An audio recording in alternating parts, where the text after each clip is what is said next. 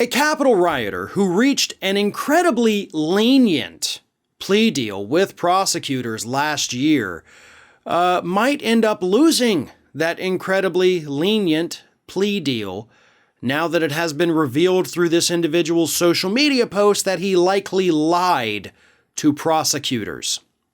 Now, I'm not going to name the individual. It is, of course, provided in the link in the description of this video, but here's what happened.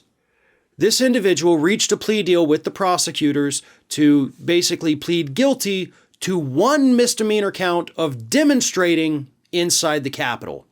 And he did this because he told prosecutors, according to reports, I was let into the building by the other protesters. I didn't push my way in. I didn't do any of that. They opened the doors. I just walked in. Right? So, okay, misdemeanor. You're demonstrating inside a federal building that you're not allowed to be in. Sure. Probably would have carried maybe home confinement, most likely probation and community service. But then prosecutors, I guess actually after they reached this plea deal, decided, you know what, maybe we ought to look at things for a second. And here's what they found him saying on Facebook. Feel like I took about 50 bong rips of pepper spray today.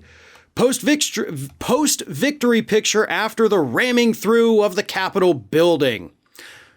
And then a transcript of his cell phone recordings, which, again, don't know why prosecutors didn't have this beforehand. He said, did they invite us in? F no, they didn't. This is our house. We don't need permission. And, of course, the video from the Capitol itself shows him in various different places all throughout the building, not just being let in there by other rioters.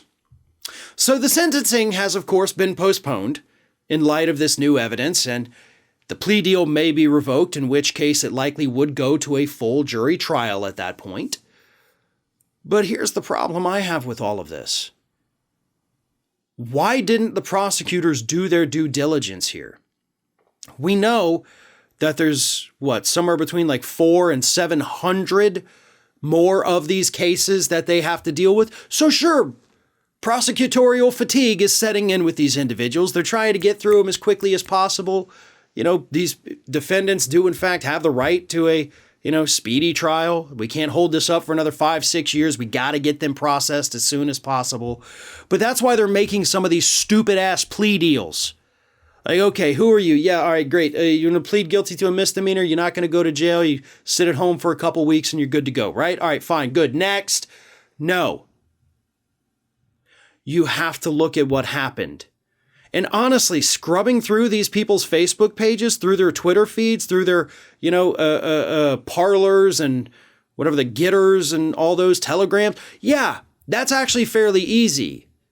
You should have done that from the beginning. This isn't information that should have come out after you already reached a deal with these individuals because you just wanted to turn and burn here. This is prosecutorial misconduct. I mean, not rising to the level, obviously.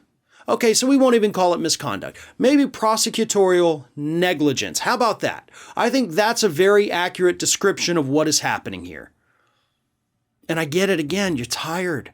You got a long, long time to do these things. Years of your life are going to be tied up prosecuting these cases. But that doesn't mean you get to slack and let some of these people off the hook when they're lying to your face. Do your job. If somebody committed, heinous crimes, put them in jail. But make sure you do your due diligence first. Make sure the bad guys are going away and the people who really didn't do much wrong other than being in the building, they can get off lightly. But when you mix those two things up, it calls into question everything you have done up to this point. Hey everyone, this is Aspen. And did you know that for the low cost of $0 per day, you can subscribe to the Fair and Balanced YouTube channel? We also encourage you to like, comment, and share. But again, click that subscribe button and help Aspen not be so grumpy.